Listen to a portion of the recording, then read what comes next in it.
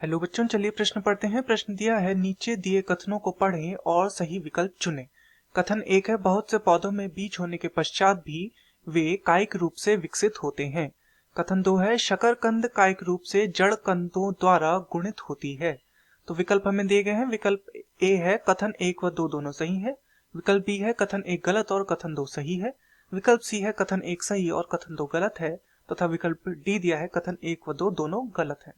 तो इस प्रश्न में हमसे जो पूछा गया है वो ये जो दोनों कथन हमें दिए गए हैं ये किसके विषय में दिए गए हैं? ये दिए गए हैं कायिक प्रवर्धन के विषय में। अर्थात इस प्रश्न की जो मुख्य अवधारणा है ये है कायिक प्रवर्धन के विषय में। कायिक प्रवर्धन। तो चलिए सबसे पहले हमें देखते हैं कि कायिक प्रवर्धन क्या होता है। तो कायिक प्रवर्धन एक ऐसी विधि है जिसमें पौधे के किसी पौधे के कायिक भाग जैसे कि कायिक भाग क्या क्या हो सकते हैं? कायिक भाग हो सकता है उसकी पत्ती, उसका पत्रकंद, उसकी मूल यानी कि जड़ उसका हो सकता है, आदि आदि। इस प्रकार से जो उसके कायिक भाग होते हैं उनके माध्यम से क्या किया जाता है? कायिक भाग से नए पौधे का निर्माण किया जाता है। नए पौधे का निर्माण।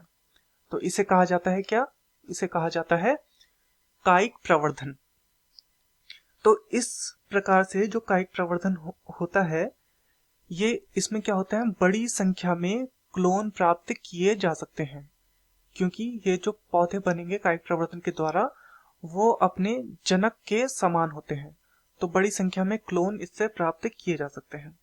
तो चलिए अपने कथनों को देखते हैं। कथन 1 दिया है, बहुत से पौधों में बीज होने के पश्चात भी कायिक रूप से विकसित होते हैं। बिल्कुल सही है, बीज होने के पश्चात भी पौधों में कायिक जनन देखा जा सकता है। कथन 2 है, शकरकंद कायिक रूप से जड़ कंदों द्वारा गुणित होती है। तो शकरकंद को यदि हम देखें, शकरकंद तो शकरकंद में क्या होती है?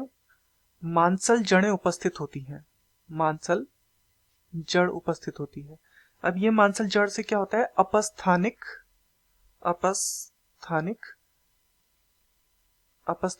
जो कलिकाएं होती हैं, अपस्थानिक कलिकाएं प्राप्त होती हैं तथा इनसे क्या होता है? वनस्पतिक प्रसार हो जाता है।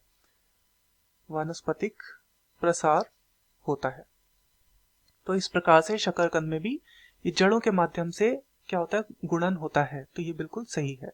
तो विकल्पों को देखते हैं। विकल्प ए है, कथन 1 व 2 दोनों सही है। तो बिल्कुल कथन 1 व 2 दोनों सही है। बी, कथन 1 गलत और कथन 2 सही है।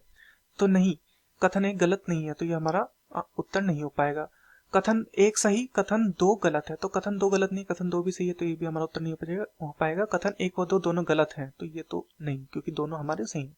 तो दिए गए प्रश्न का सही उत्तर होगा विकल्प ए, कथन 1 व 2 दोनों सही है। मैं आशा करता हूँ आपकी यह समझ में आया होगा। धन्यवाद।